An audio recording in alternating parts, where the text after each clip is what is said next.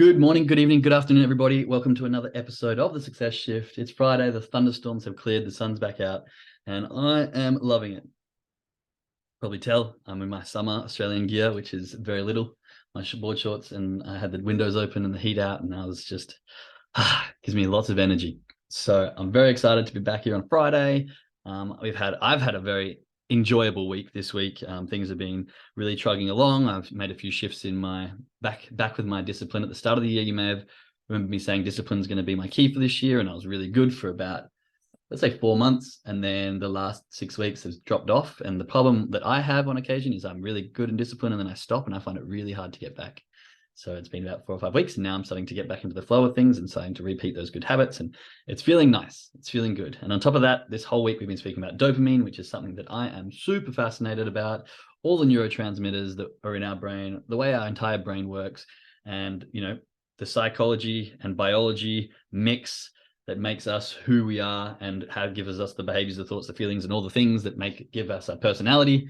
I find incredibly interesting. So I've very much enjoyed diving deeper and deeper into the dopamine aspect of things.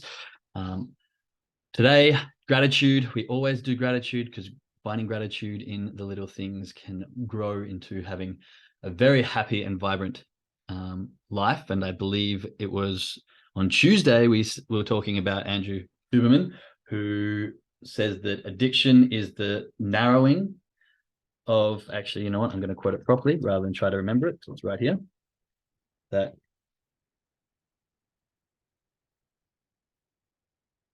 addiction is a progressive narrowing of the things that bring you pleasure, and a good life is a progressive expansion of the things that bring you pleasure. And if we are finding gratitude for things every single day, we are continually expanding those things that we are finding pleasure for. So if we find gratitude for things, usually it brings us joy, it brings us pleasure, it brings us a happy feeling. And if we're doing that every single day, what are we doing? We are continually growing and expanding the things that bring us pleasure, right? So according to Andrew Huberman, that's how you have a good life. And I think it's very, very true. So today I'm grateful for the good weather again. I'm grateful for my ability to walk on my two legs. The last few days, not yesterday, I've been going out for a walk with my son. I'm grateful for people in Germany who can speak English, makes my life a lot easier. I'm grateful for the local connections we make. Like yesterday, it was a public holiday, and I didn't realize. I went down to the local bottle shop to grab a beer for dinner, and they were closed, but the guy was working there, and he said, Jake, come on in, and just, you can bring money tomorrow. I don't have the cash register, but bring us the money tomorrow. So it's really nice having those connections and having people who are friendly and local, and it just makes life good. So I'm finding gratitude for the local people who make my life easier and more enjoyable. I'm finding gratitude for the nice weather, and like I said, the ability to walk and exercise and breathe and be healthy, and all of the things that sort of sync up to the good life. I'm also very grateful for water. I've been consuming increasing my consumption lately, and I'm forgetting how good it is all the time, especially when I talk so much. Right. Chuck your gratitude in the chat. And while you do that, I'm going to go over a little bit of the synopsis from the week. This week, we were talking about dopamine, as I've said. And at the very start of the week, we were looking at, where's it gone? We were looking at what dopamine is, how it works, the ability for it to not only be the pleasure molecule that people know it for, but its relation to reward, motivation, and memory, and how important that is to us. We spoke a bit about the rat experiment, which taught us that without dopamine, we can still actually feel pleasure and desire and enjoy things. However, we no longer put in the effort to achieve this satisfaction and this desire and this pleasure. Why? Because we have no motivation, and dopamine is one of those great motivators. So we also talked about the electric shock experiment, which explained a little bit about the pain-pleasure balance. We were talking about the same parts of the brain where when you have something good, it tilts to the pleasure side, and then those neuron gremlins, I'm still referring to them as, come onto the pain side, and that's when come downs and hangovers kind of happen. Then we spoke about how you can actually find pleasure in pain from kind of overexposure with that electroshock experiment, where people were getting shocked, they were finding it painful, and then as they crank that up higher and higher and higher, they were still in pain, but then they went back down to a shock that was lower, and they actually found pleasure in that because it was nothing in comparison to the pain they were previously experiencing. And just the way that the brain can actually develop to learn to enjoy the bad things, which we can do in every aspect. I think it's a very powerful lesson. Oftentimes we go, I don't want to do that, I hate that. But if we can do it and endure it, now this is what discipline is. Discipline is doing the things that we don't like doing over and over again when motivation isn't there. And over time, you start to enjoy those things that you originally found really difficult. Okay. And so if we can push through that, and I love the saying that discipline takes you where motivation won't. And if we can find the discipline, getting up and going to the gym is easy when you're motivated. It's like, yes, I'm motivated. I want to do this. I want to get fit. Let's go. But then you wake up, maybe you're hungover, you're tired, you didn't have a good night's sleep, and you're like, oh, I do not want to go to the gym. This is where discipline comes in. And if you can combine the two, you can push past that pain aspect and get to a point where this is actually now pleasurable. And not only that, but we spoke about Anna Lomke, and how she was talking, the lady who wrote Dopamine Nation, and how she was talking about paying your pain up front. And so when we do things that we don't like up front, then what comes afterwards is the pleasure response. And so things like ice baths, things like, HIIT training, those kind of things. Intermittent fasting is apparently one that's really good for this. We intermittent fast. It really helps with BDNF in the brain-derived neurotropic factors, relative to our neurotransmitters as well, I believe. Don't quote me on that. I need to do more research there. But those kind of things come when you're going through that pain. And then what happens afterwards is this long expanded pleasure. So ice baths, for example, you jump in an ice bath for 2, 3, 5 minutes, whatever you can endure. And then afterwards, it's been shown that you can have spikes of dopamine that are 250% higher than baseline and lasting 2.5 hours. And so this is a really interesting concept to try and, bring into your life. For me, I often, I'm now saying, is this bringing me pain or is this bringing me pleasure? And then I say, okay, pain, let's go to that because it'll be pleasure later. And I'm trying to switch my reasoning and my psychology and my thought patterns behind the tasks that I have to do. Then yesterday we spoke a bit more about dopamine and its relevance to addictions and habits and habit creation. We're talking about atomic habits. We've got that cue, craving, response, reward, that habits loop that we have. And we're talking about how it can reinforce, the whole point of dopamine is to reinforce sets of behaviors.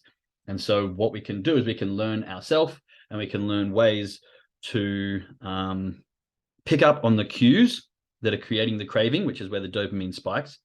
And then once we have that craving, what are we doing and what's the reward that we're getting from it? And if we can actually understand this process, we can start to tailor our day-to-day, rewarding ourselves with things we like only once we do the thing that has come from the craving. And so once you give yourself the reward, what were the things that you were doing before that in order to have the craving? That is when the habit is created. So, maybe it can be something along the lines of every time you follow your trading plan perfectly, you give yourself a chocolate. Now, I'm not really a fan of giving contradicting rewards. So if you're trying to be fit and healthy, don't give yourself a chocolate as a reward, do something else. But this kind of concept of positive reward. And there's a huge there's a huge research done on the difference between positive reinforcement and negative reinforcement and how we can improve our behavior much better through positive reinforcement. So if we're doing something, we get a positive reward. What happens? We get a dopamine hit. This feels good. Then we have the craving to do that again for the reward. The dopamine gives the craving to do it again because we got rewarded. And this creates habits a lot faster than negative reinforcement, which is when you're punishing yourself or taking things away. So positive reinforcement, creating those good habits, is a much faster way to create habits. The other thing that I didn't quite mention yesterday, but I wanted to touch on today, was how we can create a good habit. So creating a good habit, we want to make things obvious. We want to make it attractive. We want to make it easy. We want to make it satisfying. And this is going to go through our feedback loop. So for our cue, we want to make it obvious. This is why I say environment is so important. Have your trading plan right in front of you. If you've got it right there, like you think it's an obvious thing, but so many people don't even have a trading plan, which still blows my mind. And if you don't, I don't judge you, but I highly recommend you start doing it and making one. Then we want to make it attractive. So make it easy to read, make it catchy, like highlight your top trades or color code it, whatever works for you. Do the thing to make it attractive. So when you've got this craving, you're like, rather than going, oh, I'm going to go to my bad habit, you go, oh, that's attractive. I want to go to my new thing. do the response, make your trades, and then make it satisfying. So give yourself an actually good reward on top of, the profitable trade that you're probably going to make. It's also important because trading is such an interesting concept here where it's probability based. So even if you do everything right, you can still get it wrong, or not get it wrong, but you can still take a loss. We need to be rewarding that positively as well. Not so much that, yes, I just taking the financial positive reward, but what can I do for myself that rewards me just for following the trading plan? And if you do that and you're getting this reward where it's like, yes, I'm following my trading plan, sick, I get a reward, then you're going to have the craving to follow the trading plan again. Okay. So the way we can get rid of a bad habit is to make it invisible, make it unattractive, make it difficult, and make it unsatisfying. So the exact opposite. So if we've got bad habits that we're doing, let's try and find ways to make this unattractive. Let's find ways to make it hard to actually do the bad habits. Okay. Now we're going to go in today a little bit about the dopamine spikes in relation to intermittent reinforcement. So I was talking about the positive reinforcement and the negative reinforcement, but one of the biggest issues that we can come to face, and it's really, really prevalent in trading, is intermittent reinforcement. And unfortunately, this creates bad trading habits. And yesterday I was talking a bit about trading trauma. And so today I'm going to talk, what I mean by that is, when I say trading trauma, it's kind of, chuck some ones in the chat, if you first started trading and all you did was follow the rules and you had some wins pretty quickly and you were like, man, this is easy, I'm going to be a millionaire tomorrow. Because that was me. That was definitely me. I jumped in, someone was like, yeah, just do this. One of the educators, I did it, I made money quickly, and I was like, sick, this is a hidden gem. So with that, why does that happen? Well, because we don't really have any other knowledge. We just go in, we do the things according to their trading plan at the time. I didn't have my own, I was just following someone else's, someone who's a professional. And it worked. You made money. Then we start to learn a little bit more. We start to cross-reference. We start to get more educated. We start to think we know things better. And then we start to do things based on past experiences and based on previous, future anticipations. And then we start to get emotional, and then those sort of things happen. So you go through this, I would say, the starting curve. And I like to think of it as it goes up when you first start your following trading plan. And if you have the right mindset, and if you have the right discipline, and if you understand that rules are meant to be made and that's how probability works and that trading should be like that, you kind of take off and people can learn and earn and grow really quickly. We've seen success stories like Teresa, just 2 years, she took off. Why? Because she had a disciplinary act and a dedication to learn the skill set. And I think her mindset was already tuned to understand that rules are meant to be followed and this is how it works. And she did it and she just grew and boom, she was off. But I think for some of us who don't have that discipline and don't have that mindset yet, we get to this point where we start to try things and it doesn't work.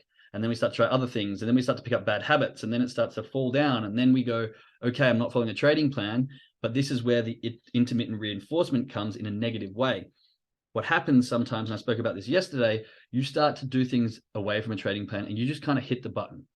Chuck some ones in the chat if you've hit the button and you've made a big win. I know people were saying yes yesterday. I know it's been me. And I know that a lot of traders do that. And it kind of gets to the point where you go, what's the point in all this planning and all this strategy when I can just hit it and still make this big win? So this is the kind of concept of intermittent reinforcement, which is really bad for us. Now, the way this works, there was a study done about 10 years ago on monkeys. Again, people love doing experiments on monkeys, so there's lots of those. And basically what happened is the light would go on. These monkeys would be like, okay, it's go time. I know that if I press a lever with enough ferocity and do it enough times, I'm going to get myself some food. And this was the habit cue. Light goes on, cue, they get the craving, oh, food, I can hit the lever. That's the response. The reward is food. And then the light's still on. They've got the cue, so therefore they've got the craving. They hit the lever. Food comes. They eat.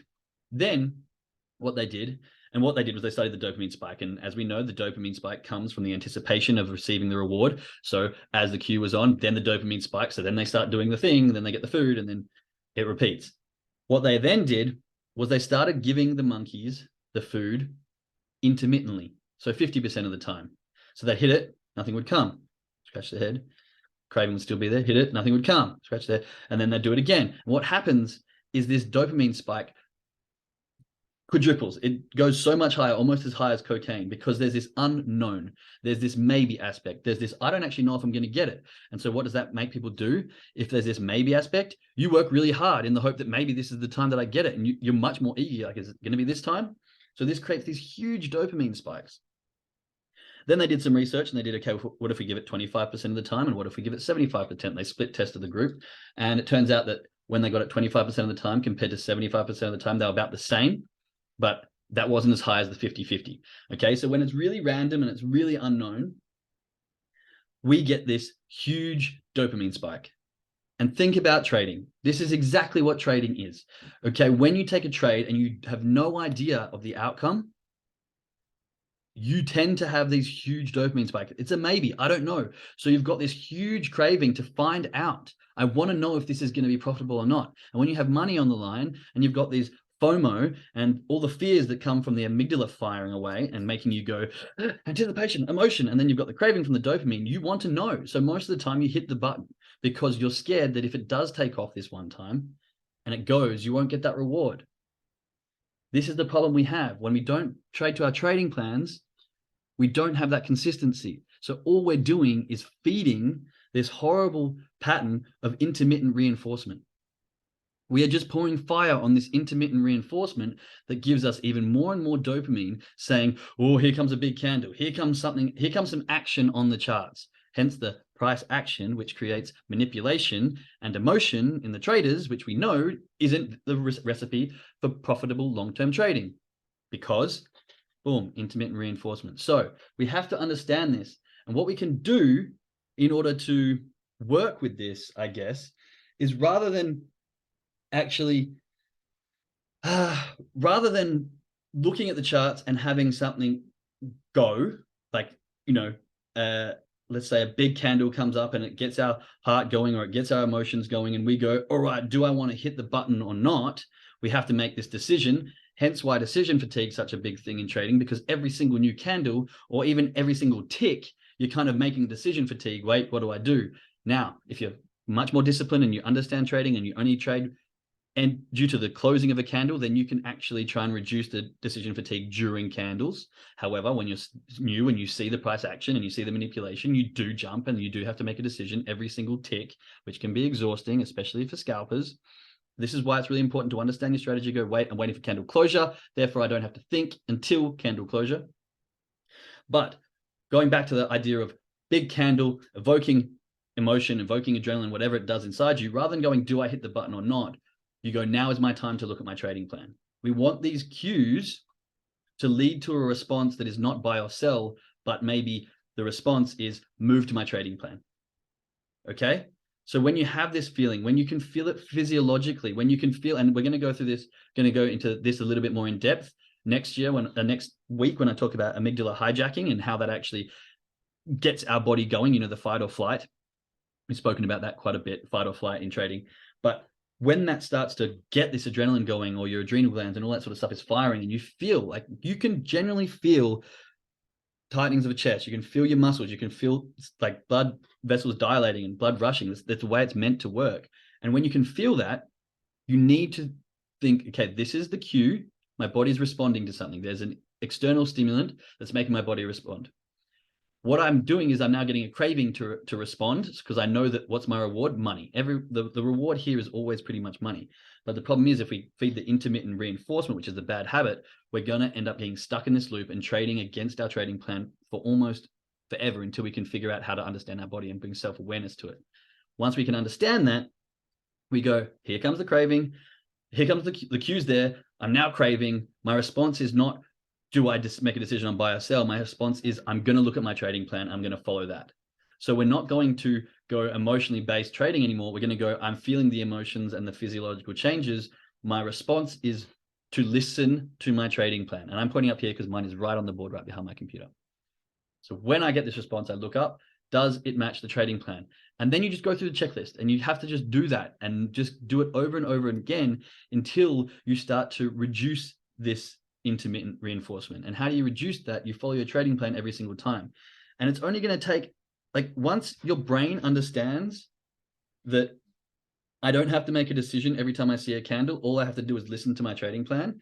And then your cue craving response turns into this cycle. Then you're going to get into a very easy state of trading where it's like, something's happening, trading plan, tell me what to do. Don't do anything. Okay. Something's happening, trading plan, tell me what to do. Oh, yes, do something. It matches every single tick or whatever your trading plan is. Okay, I'll do something. And then bang, you got to move into trade management mode. Same sort of thing. Okay, new candle closure. Does that say exit trading plan? No, it doesn't. Okay, don't do anything then. Trading plan. Does that say exit? Yes, it does. Okay, exit. That's all you have to do. But unfortunately, our brain doesn't have that. We're getting these dopamine spikes. We're having these neurotransmitters fuck with our heads to a point that we can't just get into this logical pattern. And it's okay. It's just part of who we are. We just have to learn it ourselves. And so what's really important is self-awareness. This is exactly what I talk about a lot, as you know. Self-awareness is extremely important, okay? We need to bring self-awareness to the physiological changes, come from that amygdala hijacking. Then we can use these changes to bring awareness to the present moment. So once we have these changes, we don't want to be anticipating, because this is all the dopamine's doing. Dopamine is anticipating a future based on previous experience. Now, all of you can agree that that's not living in the present. And we know that logical-based trading comes from being in the moment, responding to only candle closure as it happens. Not predicting the future, not reliving the past, not being anxious from what might be, not being depressed from what has been, but being right here, right present, right now, and trading only based on what the candle is doing and what your trading plan is telling you to do with that candle closure. So dopamine, unfortunately, is a very unpresent chemical. It gets going when it anticipates a reward based on previous experience. So once these neurochemicals start firing, we are no longer being present. Our brain is putting us into a state of either anticipation from future, thinking about the past, anything that's not in the now. So when we hit this physiological change, we need to go, my emotions are going, which means that I'm being taken out of the present moment. Hang on, let's do, and there are certain things, there's this, what's it called? Physiological touching. I don't know. This is something I'm not researched on it well enough. I will get to that maybe in the coming weeks when I do learn more about it. But there are certain things that you can do, breathing techniques, meditation, tapping techniques, touch, that can bring you out of that fear and that time-based fear, let's say, and back into the present moment. When you can do that, you go, okay, I feel my emotions, I feel my physiological changes. I need to shift from, this is self-awareness. I'm understanding what's happening with myself. I need to change my response to doing something that can bring me in the present moment and do something that is good for me and habitual, and that is following a trading plan. I'm going to say it 101 times every single episode almost, because it's the most important thing. And then once we can do that, we bring the self-awareness, we understand change, bring yourself back to present, follow your trading plan. That's all you have to do. It sounds very simple, but it's not, because our bodies are crazy things. How do we fix that? Self-awareness, self-awareness, self-awareness, self-awareness. The more we know ourselves, the more we can respond in the right way that we want to, and the more we can do the things that we want to do rather than the things that we feel we need to do due to the chemical changes in our brain. That was a mouthful. I hope that made sense to people. Clearly, I do enjoy the concept of dopamine. I hope you've been able to take something away. I'm just going to go back and read the gratitude, because I didn't even get to that. And I did see it come through.